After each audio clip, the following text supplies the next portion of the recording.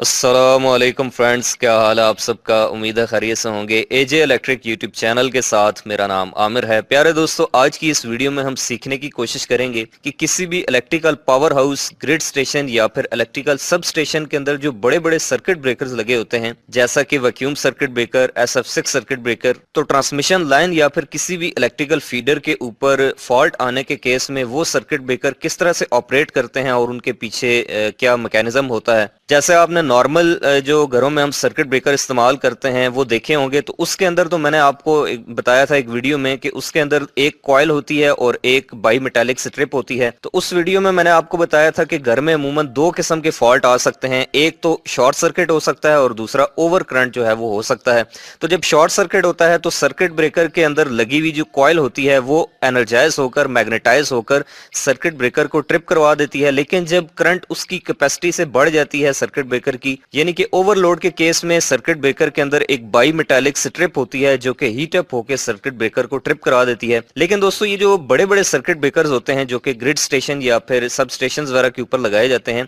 इसके अंदर इस तरह का मैकेनिज्म नहीं होता, बाई मेटालिक स्ट्रिप नहीं होती, क्योंकि इसके अंदर हजारों एम्पेयर्स की क्वांटिटी में जो है वो करंट पास कर रही होती है, ट्रांसमिशन लाइन की सारी करंट। तो इन बड़े बड़े सर्किट ब्रेकर्स को ट्रिप कराने के लिए दोस्तों पीछे एक पूरा ट्रिपिंग मैकेनिज्म होता है और उसकी जो सर्किट डायग्राम है वो मैंने आपके सामने यहाँ पर ड्रॉ की है। तो चलिए अब इसको थोड़ा सा समझ लेते हैं। तो दोस्तों, आप यहाँ पर देख सकते हैं कि ये मैंने एक जो है वो ट्रांसमिशन लाइन बनाई है और इस ट्रांसमिशन लाइन के सीरीज में जो है वो एक अदद सर्किट ब्रेकर लगा हुआ है। ये SF6 गैस सर्किट ब्रेकर भी हो सकता है, वैक्यूम भी हो सकता है, बड़े बड़े जो है वो टाइप्स के सर्किट ब्रेकर इस्तेमाल किए जाते हैं। और इसी लाइन के ऊपर एक अदद CT यानी कि करंट ट्रांसफार्मर भी यूज किया हुआ है जिसकी रेशियो है 1000:5 एम्पेयर। CT आपको पता है कि एक ट्रांसफार्मर होता है स्टेप डाउन, इसको हम इंस्ट्रूमेंट ट्रांसफार्मर कहते हैं, क्योंकि इसकी मदद से आप किसी भी एम्पेयर मीटर की जो रेंज है उसको इंक्रीज करके बहुत ज्यादा एम्पेयर्स को भी जो है वो मेजर कर सकते हैं। जैसे ये 1000:5 का मतलब ये है कि जब इस लाइन के अंदर से 1000 एम्पेयर करंट गुजरेगी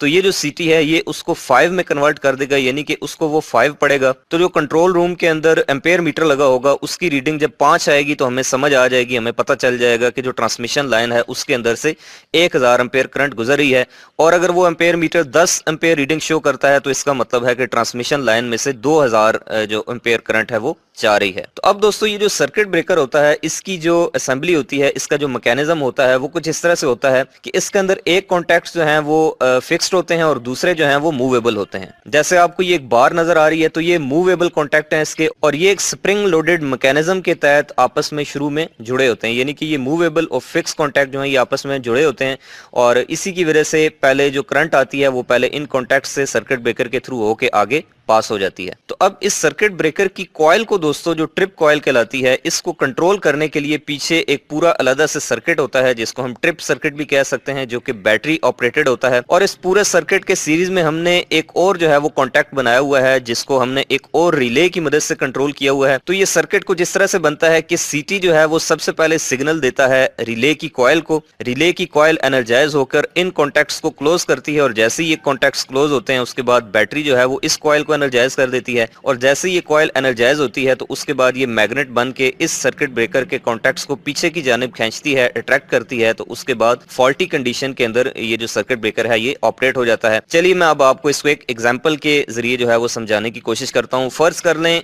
कि ये जो ट्रांसमिशन लाइन है इसके अंदर से 1000 एम्पेयर करंट जो है वो इस वक्त जा रही है। तो जब इसमें से 1000 एम्पेयर करंट जाएगी तो ये जो CT है ये मेजर करेगा उसको 5 एम्पेयर। और ये जो रिले की कॉइल है दोस्तों, ये कुछ इस तरह से डिजाइन है कि जब इसके अंदर से 5 एम्पेयर करंट गुजरती है तब तक इसका जो मैग्नेटिज्म है वो इतना स्ट्रॉन्ग नहीं बनता कि वो इस प्लंजर को, यानी कि इस कॉन्टैक्ट्स को अपनी जानिब अट्रैक्ट कर सके, इसको खींच सके। तो दोस्तों, जैसे ही इस लाइन के ऊपर फॉल्ट आएगा, ये देखें यहाँ पर ये एक फॉल्ट आ गया, तो जैसे ही दोस्तों फॉल्ट आएगा यानी कि शॉर्ट सर्किट होगा तो आपको पता है कि फॉल्टी कंडीशन के अंदर नॉर्मल हालत से करंट जो है वो इंक्रीज हो जाती है, बहुत ज्यादा बढ़ जाती है। तो हम फर्ज कर लेते हैं कि पहले 1000 एम्पेयर नॉर्मल करंट जा रही थी, तो अब 200 एम्पेयर इंक्रीज होने की वजह से 1200 एम्पेयर करंट हो गई। तो जैसे ही इस साइड पे 1200 एम्पेयर करंट होगी तो दूसरी साइड पे जो इसकी सेकेंडरी साइड है वहां पर भी करंट इंक्रीज हो जाएगी। पहले 5 थी तो अब फर्ज कर लें कि वो 6 एम्पेयर करंट हो गई है। तो अब अब दोस्तों ये जो सर्किट है, जो रिले की कॉइल का सर्किट है, इसके अंदर से जब 5 एम्पेयर करंट गुजरती थी तो तब ये इसको अट्रैक्ट नहीं कर पाता था, लेकिन जब इसके अंदर से इसकी कैपेसिटी से ज्यादा यानी कि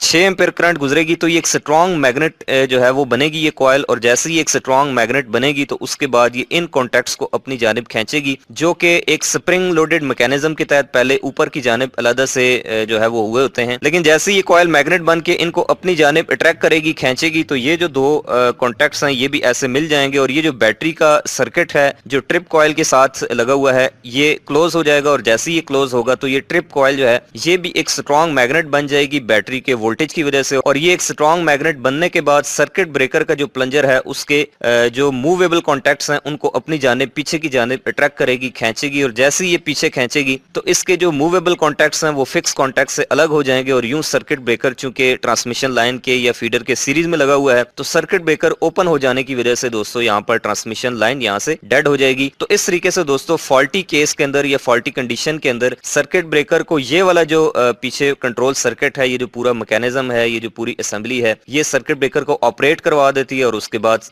लाइन में से वोल्टेज जाना बंद हो जाते हैं। और इसी तरीके से जितने बड़े बड़े ग्रिड स्टेशन या पावर हाउसेस के बाहर जो ग्रिड स्टेशन होते हैं, या फिर इसके अलावा सब स्टेशन के अंदर जो सर्किट ब्रेकर लगे होते हैं बड़े बड़े, उन तमाम सर्किट ब्रेकर्स को ऑपरेट करवाने के लिए दोस्तों उनके पीछे एक इस तरह से मैकेनिज्म बनाया जाता है। इसके अलावा दोस्तों हमारे एक अजीज दोस्त हैं, उन्होंने व्लॉगिंग से रिलेटेड एक यूट्यूब चैनल बनाया है जिसमें वो डिफरेंट कंट्रीज के और डिफरेंट प्लेसेस के व्लॉग्स डालते हैं, तो उस चैनल का लिंक आपको जो है वो डिस्क्रिप्शन में मिल जाएगा, आप उनके चैनल को विजिट करें और उसको सब्सक्राइब करें। और इसके अलावा दोस्तों आप इस तरह की इंटरेस्टिंग वीडियोस आइंदा भी इलेक्ट्रिकल से रिलेटेड देखना चाहते हैं तो आप मेरे इस यूट्यूब चैनल एजे इलेक्ट्रिक को सब्सक्राइब करके बेल आइकन प्रेस करें। मिलते हैं नेक्स्ट वीडियो में, तब तक के लिए अपना रखिएगा बहुत सा ख्याल। खुदा हाफिज।